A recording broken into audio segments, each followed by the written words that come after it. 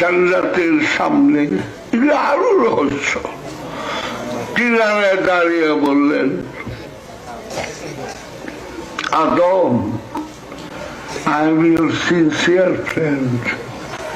আদম, তুমি বিশ্বাস করো আমি তোমার সবচেয়ে বড় বন্ধু।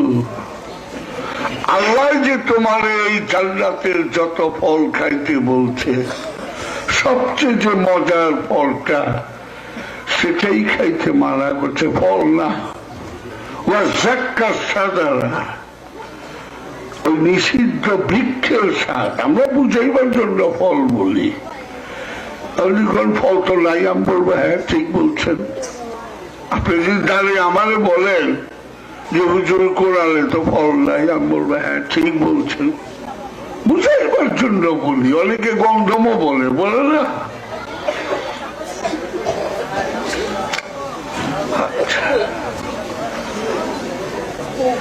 আদমের মধ্যে নূরে মোহাম্মদ, তো নূরে মোহাম্মদ যার মধ্যে মৌজুদ, উনি তো ভুল করতে পারেন না।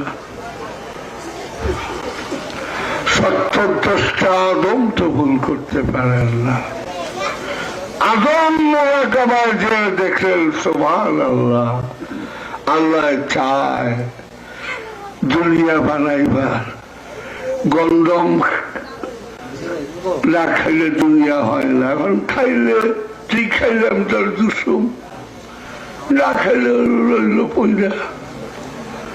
তখন আদম চিন্তা করলো, আজাজিল 6 কোটি বছর ইবাদত করে ফেরেশতা জাতির ইমাম হইয়া সে যদি ইচ্ছা করে লালচের তক্তা কান্দে লয়, তা আমি আদম নালে একটু গন্ধম খাইলামই। আল্লাহ দুনিয়া বানাক।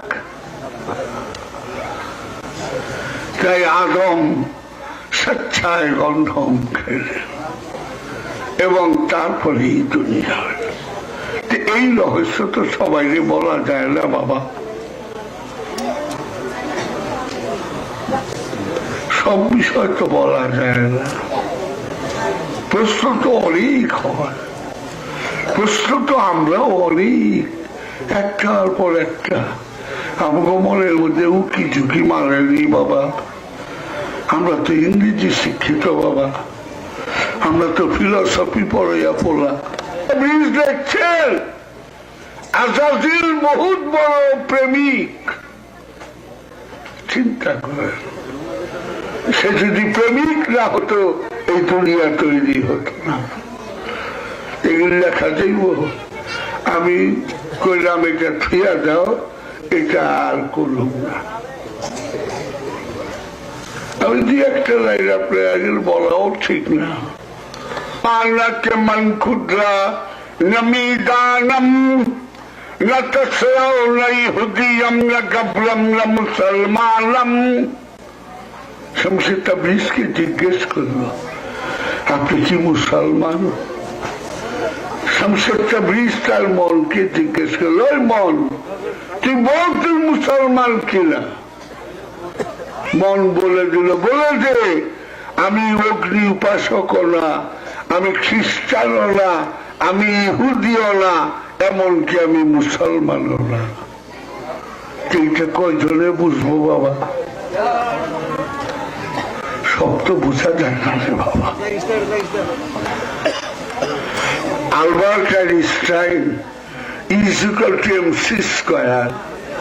Mass of the power of the body expressed into light year speed is equal to mc square. Because applied physics এর ফাইনাল ইয়ারে পড়ায়। আচ্ছা,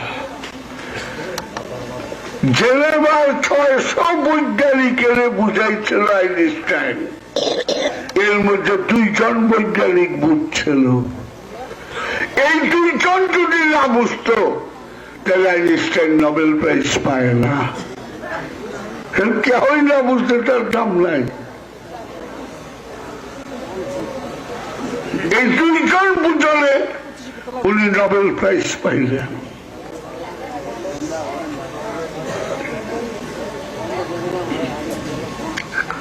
সুতরাং জ্ঞানের তো শেষ নাই রে বাবা। সেই ইস্যুকার এমসি স্কোয়ার আমি শুনেছি। এই আমার এক ভক্ত, সে অ্যাপ্লাইড ফিজিক্সে ফার্স্ট ক্লাস বাবা, যে বাবা প্রফেসর এই কোয়ান্টাম পড়াইবার আগে বাড়িতে পড়া আসে, আবার কোয়ান্টাম মানে অঙ্কই আমরা কই, কোয়ান্টাম বলে, ওই বগলতলা বইটা লয়ে আসে, করে করে বুঝা যায় না, বুঝা গেলে আবার বই লেখা করে, করে না। শিক্ষকের অবস্থাই এইরকম, ছাত্রের অবস্থা কি?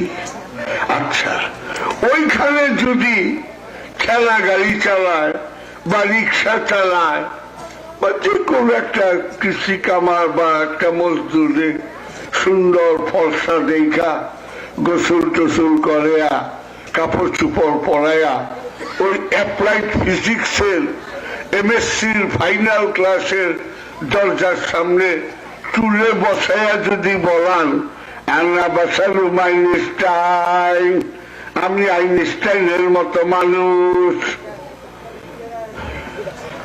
খেয়াল করেন, আইনস্টাইন, আমি আইনস্টাইনের মতো মানুষ, প্রফেসর লাগবো না। ছাত্ররা গজারের লাকড়ি দিয়া ছুতর ফাটিয়া ফেলে, বলছে ওই কি কেমনি আইনস্টাইনের। তখন যদি ওই লোকটা কয় রাখে মানে মাইরেন না, আমারও গণতান্ত্রিক অধিকার আছে, আমারও বক্তব্য আছে, বলো।